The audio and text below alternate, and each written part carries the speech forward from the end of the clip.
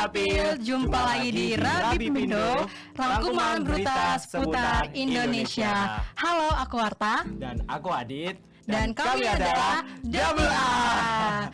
Dan kami berdua akan membawakan berita terkini dan terhangat nih, yang pastinya menarik untuk Sobat Dukcapil dengarkan. Betul teman-teman semuanya. Oh iya, sebelumnya kita first time ini di kamera, jadi maaf kalau misal kita agak grogi-grogi gitu. Saya mau nyapa dulu Instagram dan YouTube. Hai. Jadi kita akan membawakan seputar berita-berita dari top 5 rangkuman berita nasional dan seputar Adminduk selama 1 minggu ini. Benar sekali. Tanpa berlama-lama kita langsung ke rangkuman beritanya. Ke berita kelima nih, Dukcapil Surabaya berkolaborasi dengan Liponsos Dinas Sosial Surabaya dalam pengurusan Adminduk untuk kelompok ODGJ. Nah, gimana nih pendapat dari Mas Adit terkait kelompok ODGJ ini? Yap, ini juga menjadi salah satu transformasi atau mungkin yang sangat baik itu ya diterapkan di Dukcapil Surabaya, karena juga ini mengungkapkan untuk identitas asal dari ODGJ ini sangat penting. Semoga dari Dukcapil dari kabupaten atau kota lainnya dapat mencontoh Dukcapil Surabaya untuk menerapkan ini. Betul karena juga. Identitas asal para ODGJ ini sangat penting juga. Iya. Kemarin juga banyak tuh, ada yang baju merah, baju biru, gitu, baju merah, baju merah.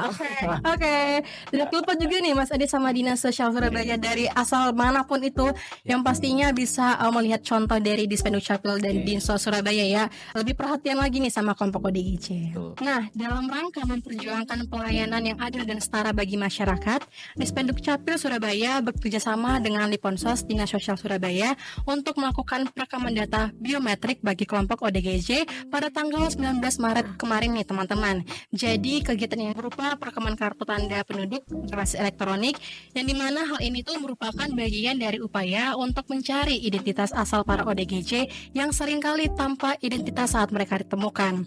Nah, pada tanggal 19 Maret kemarin nih, layanan ini diikuti sebanyak 26 orang yang terdiri dari 10 orang perempuan serta 10 orang laki-laki ODGJ. Dan kegiatan ini juga sudah menjadi kegiatan rutin bulanan yang diadakan sejak akhir tahun silam.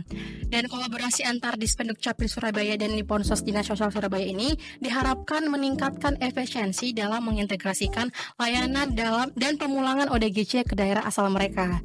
Dan juga sehingga bisa memberikan akses yang lebih baik bagi mereka terhadap perawatan dan dukungan yang dibutuhkan. Oke, kita lanjut ke berita keempat. KPU tetapkan kemenangan Prabowo Gibran dengan 58% perolehan suara. Dilansir dari kompas.com, perolehan 58% suara dalam pemilu mengantarkan kemenangan bagi paslon Capres dan Cawapres nomor urut 2. Prabowo Subianto dan Gibran Rakabuming. Hasil tersebut diumumkan oleh KPU dalam rapat pleno rekapitulasi perolehan suara tingkat nasional pemilu 2024 pada 20 Maret 2024 kemarin di kantor KPU Jakarta.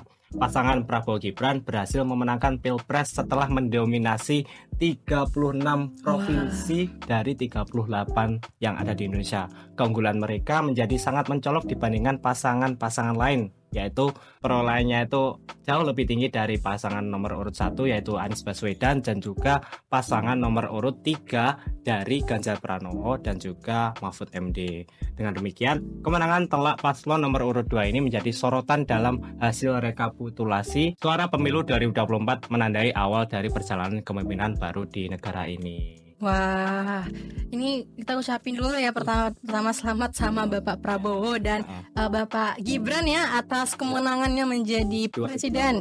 Pesta demokrasi di 2024 ini. Semoga Pak Prabowo dan Pak Gibran bisa amanah untuk membawa visi misinya menuju Indonesia Emas 2045 nanti. Benar, tidak lupa juga sama Bapak Anies dan Bapak Ganjar. Jangan patah semangat Pak. Masih ada kesempatan untuk di tahun-tahun berikutnya. Oke, semangat. Kita lanjut nih ke berita ke nomor 3 nih Sobat Dukcapil. Jadi ini kemarin tuh ada gempa di Laut Leban Jatim, Jawa Timur, dan serangkaian gempa susulan yang melanda. Dilansir dari tribunnews.com dan suarasurabaya.net, gempa dengan magnitudo 6,0 yang pusatnya berada di Laut Leban, Jawa Timur, telah terjadi pada Jumat 22 Maret 2024 pukul 11.22 WIB. Epicenter gempa berlokasi di laut 132 km timur laut Tuban, Jawa Timur dengan kedalaman 10 km.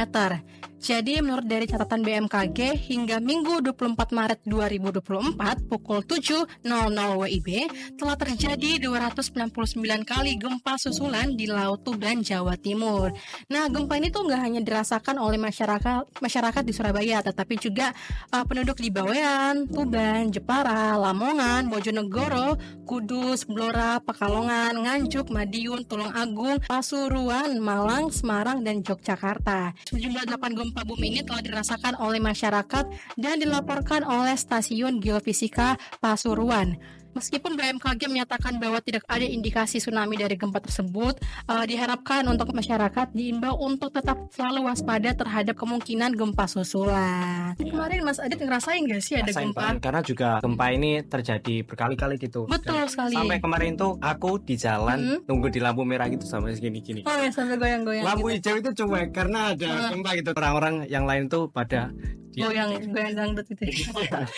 Lanjut ke berita selanjutnya. Menyambut Ramadan, anak muda Madiun, Ngawi, dan Magetan kompak untuk percantik fasilitas umum. Dilansir dari laman sindonews.com, Karang Taruna di Madiun, Ngawi, dan Magetan telah bekerja sama untuk mempercantik dan membangun berbagai fasilitas publik di desa masing-masing dalam program Ramadan Happy 2024. Tujuan dari kegiatan ini adalah untuk memperbaiki kondisi desa mereka. Berbagai kegiatan telah dilakukan, termasuk pemasangan cermin, tembung di persimpangan rawan kecelakaan atau 15 titik yang ada di Karta Dagangan Madiun, pembuatan dumpal dan tiang bendera sebanyak 30 unit oleh Karang Taruna 76 Happy Community Candi Mulyo ini. Pengecatan fasilitas umum seperti gapura dan renovasi pos kamling oleh Karta Jiwan Madiun dan berbagai kegiatan lainnya. Kegiatan ini bertujuan untuk memberikan manfaat untuk masyarakat melalui kontribusi komunitas anak muda seperti Karta gitu. Selain itu, kegiatan ini juga memberikan kesempatan bagi komunitas anak muda kolaborasi antara Karang Taruna di 3 kabupaten tersebut dapat memberikan dampak positif bagi pembangunan dan kemajuan desa-desa mereka gitu. Sangat inovatif. Sangat dan inovatif. juga menginspirasi banget ini Betul. dari teman-teman Madiun, Anak Ngawi, Madiun. dan Magetan ini sangat kompak. Semoga dari teman-teman atau mungkin Karang Taruna lainnya bisa mencontoh Contoh. ini gitu. Gak harus Ramadan ya Mas Adit Betul. ya? Nggak harus Nggak harus Ramadan, Ramadan. gitu. Ya. Bisa di hari-hari lain. Nggak harus Ramadan teman-teman semuanya. Oke, langsung saja kita ke berita. Berita pertama nih, Semeru kembali erupsi, letusnya capai ketinggian 1,2 km. Berdasarkan informasi yang dihimpun dari news.republika.co.id, Gunung Semeru yang terletak di perbatasan Kabupaten Lumajang dan Malang, Jawa Timur, kembali mengalami erupsi pada Sabtu 23 Maret 2024 malam sekitar pukul 23.00 WIB. Nah, letusan tersebut mencapai ketinggian sekitar 1,2 km dan menyebabkan abu vulkanik berwarna putih hingga kelabu dengan intensitas yang cukup tebal hingga tersebar ke arah barat dan barat laut. Pos pengamatan Gunung Semeru di Desa Sumberwuluh, Kecamatan Candipuro, Kabupaten Lumajang, melaporkan bahwa erupsi terjadi sebanyak 4 kali dengan peningkatan tinggi letusan. Erupsi pertama terjadi pada pukul 5.44 WIB dengan ketinggian 600 meter, diikuti oleh erupsi kedua pada pukul 7.28 WIB dengan ketinggian letusan mencapai 700 meter. Kemudian erupsi ketiga terjadi pada pukul 8.07 WIB dengan ketinggian letusan mencapai 1 km. Dan terakhir nih Sobat Dukcapil, pada pukul 23.00 WIB dengan ketinggian mencapai 1,2 km di atas puncak. Semoga dari warga-warga dan masyarakat dari sekitar wilayah Semeru bisa tetap berhati-hati dan selalu berwaspada atas apa yang terjadi di Gunung Semeru ini. Kami juga mengharapkan untuk terus berwaspada pada orang-orang dan juga masyarakat di sekitar tersebut untuk terus berwaspada dalam menyikapi Gunung Semeru. Sobat Dukcapil, berita tersebut mengakhiri dari perjumpaan kita di Rapipindo kali ini. Pantau terus berita-berita kita selanjutnya dan juga jangan lupa untuk follow sosmed kita di bawah ini, di sini ya. Dan juga tunggu untuk episode selanjutnya. Betul. Sekian Rapipindo episode kali ini. Aku Warta. Dan aku Adit. Pamit undur diri. Selamat beraktivitas. Dan selamat menunaikan ibadah puasa bagi teman-teman yang menjalankan puasa di bulan Ramadan ini. Sampai jumpa Di episode berikutnya. Dadah. Dadah.